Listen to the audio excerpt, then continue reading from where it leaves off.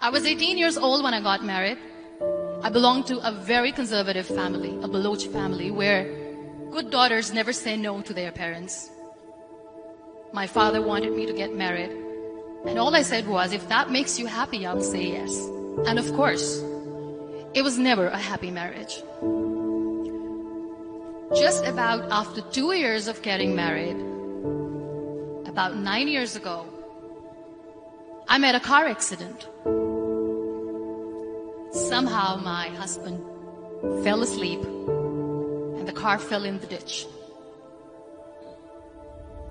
He managed to jump out, saved himself. I'm happy for him. But I stayed inside the car and I sustained a lot of injuries. The list is a bit long. Radius ulna of my right arm were fractured. The wrist was fractured. Shoulder bone and collarbone were fractured. My whole rib cage got fractured. But that injury that changed me and my life completely was the spine injury. Many people came to rescue. They gave me CPR. They dragged me out of the car. And while they were dragging me out, I got the complete transection of my spinal cord. Those 2.5 months in the hospital were dreadful. I was at the verge of despair. One day, doctor came to me and he said, well, I heard that you wanted to be an artist, but you ended up being a housewife. I have a bad news for you.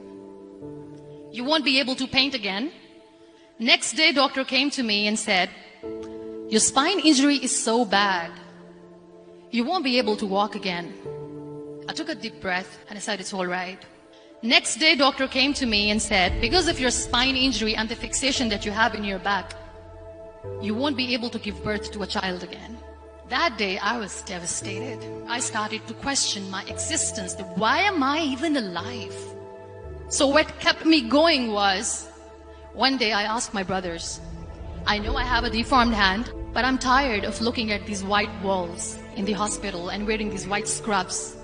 Bring me some colors, bring me some small canvas. I want to paint. So the very first painting I made was on my deathbed, where I painted for the very first time.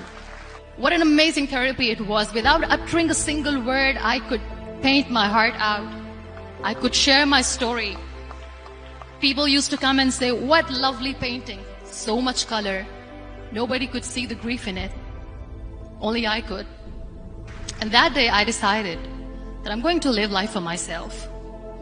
I am not going to be that perfect person for someone. I am just going to take this moment and I will make it perfect for myself. That I'm going to fight my fears.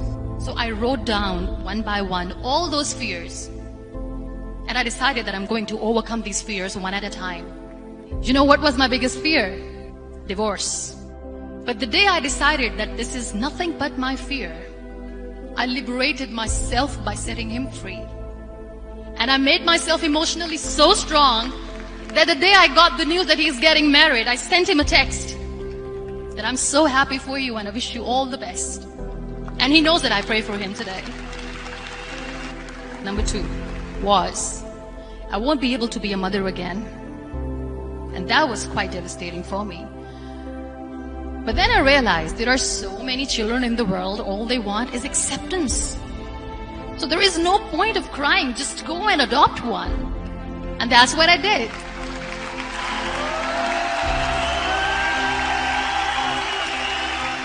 I gave my name in different organizations, different orphanages, and I waited patiently.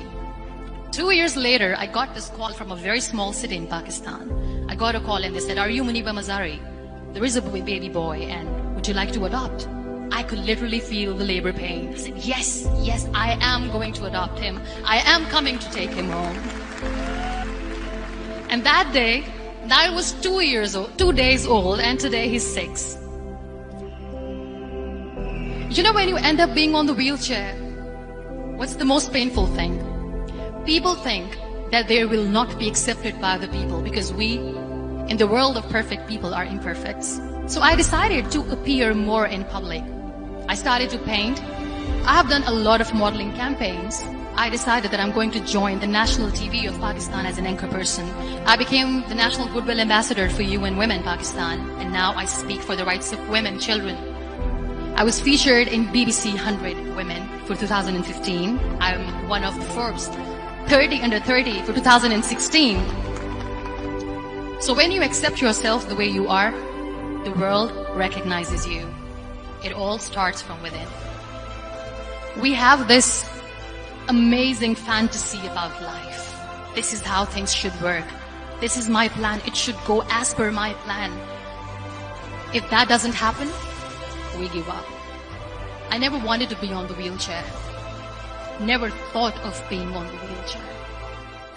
This life is a test and a trial, and tests are never supposed to be easy. So when you're expecting ease from life, and life gives you lemons, then you make the lemonade, and then do not blame life for that. It is okay to be scared. It is okay to cry. Everything is okay, but giving up should not be an option. They always say that failure is not an option. Failure should be an option, because when you fail, you get up, and then you fail, and then you get up, and that keeps you going. Embrace each and every breath that you are taking. Celebrate your life. Live it. Don't die before your death. Real happiness lies in gratitude. So be grateful, be alive, and live every moment.